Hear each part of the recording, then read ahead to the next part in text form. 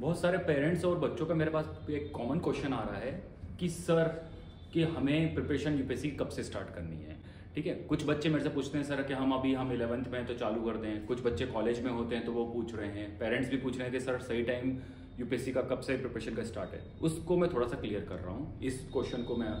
ठीक है, बेसिकली अगर आपको यूपीएससी ही ड्रीम है, मैं पहले ये डिफाइन करना चाहता हूँ कि आपका ड्रीम क्या है। अगर आपका यूपीएससी ही ड्रीम है, आपको लाइफ में बस यूपीएससी ही करना है और आईएएस ही बनना है, तो ऐसे बच्चों के लिए है कि जल्दी से जल्दी अगर आप कॉलेज के आप 12th पास आउट होते हैं और क्लासेस ज्वाइन कर रहे हैं तो वो वेल एंड गुड है। क्यों? क्योंकि मैं बताता हूँ कि यूपीएससी कोई एग्जाम नहीं है, एक सोच है। ठीक है, या अगर आप उस सोच को समझ गए तो आपकी एग्जाम ऑटोमेटिक क्लियर हो जाती है। ठीक है ना, मगर उस सोच को समझने के लिए आपको कम से कम 2 से 3 साल टाइम लगता है, क्योंकि आपकी इतनी पुरानी सोच को हमें नया सोच पे लाना पड़े तो थोड़ा सा टाइम लगता है, क्योंकि उस पर आपके मन के क्वेश्चन बहुत चलते हैं और आपको बहुत सारा नॉलेज देना पड़ता है। एक टाइम पे नॉलेज आता है तो उसको डाइजेस्ट करना भी बहुत मुश्किल होता है। इसलिए ये मेरा कहना है लोग बच्चों से कि अगर वो जितनी जल्दी प्रिपरेशन स्टार्ट करते हैं उतना उनका रिजल्ट पॉजिटिव आने का बहुत बड़े चांसेस होते हैं। क्योंकि वो दिन पे दिन, क्योंकि आपको देखते हैं कि जो 12th का बच्चा होता है वो कच्चे घड़े जैसा होता है, जिस तरह से उसको मोल्ड करना चाहो उस तरह से मोल्ड कर देता है। तो मेरा खुद का पढ़ाने का एक्सपीरियंस है कि जो बच्चे 12th पास आते हैं मैं उनको बहुत जल्दी सिखा पाता हूँ। जो बच्चे ग्रेजुएशन करके आते हैं, बहुत कुछ करके आते हैं, तो उन्हें हम थॉट्स नहीं देते हैं, क्योंकि वो पहले से ही रिजिड हो जाते हैं, वो बायस हो जाते हैं किसी चीज के लिए, तो उन्हें इतने अच्छे से हम उनके सोच को चेंज नहीं कर पाते हैं जितना मेरे लिए इजी एक नया बच्चा है। तो मैं यही कहना चाहूंगा सारे पेरेंट्स से, अगर बच्चे का ड्रीम यूपीएससी ही है तो उसे 12th के बाद ही क्लासेस ज्वाइन करनी चाहिए। ठीक है, मगर ऐसी क्लासेस ज्वाइन करनी चाहिए जहां उसका मेंटरशिप हो, उसका 1-to-1 डिस्कशन इंपॉर्टेंट है।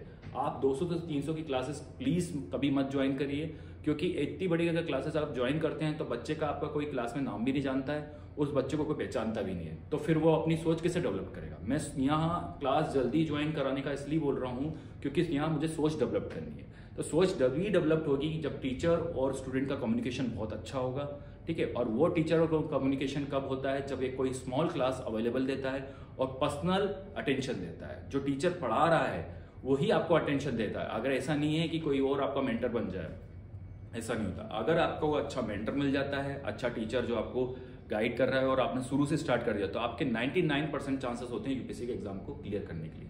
और कुछ लोग बोलते हैं कि सर आप बहुत ये बढ़ा के बता रहे हैं, तो आप देख लीजिए, प्रीवियस ईयर के पेपर उठा लीजिए, मेंस के उठा लीजिए, इंटरव्यू के उठा लीजिए, प्रीलिम्स के उठा लीजिए। ऐसा बताइए कौन सा रॉकेट साइंस का क्वेश्चन पूछा है, आप खुद ही टेस्ट कर लीजिए ना। ऐसा कौन सा क्वेश्चन पूछा है रॉकेट साइंस का कि कोई इसरो का साइंटिस्ट ही सोल्व कर सकता है, या नासा का साइंटिस्ट ही आएगा, या कोई डॉक्टर ही आएगा उसको सोल्व करेगा, कोई आईटी इंजीनियर ही सोल्व कर सकता है।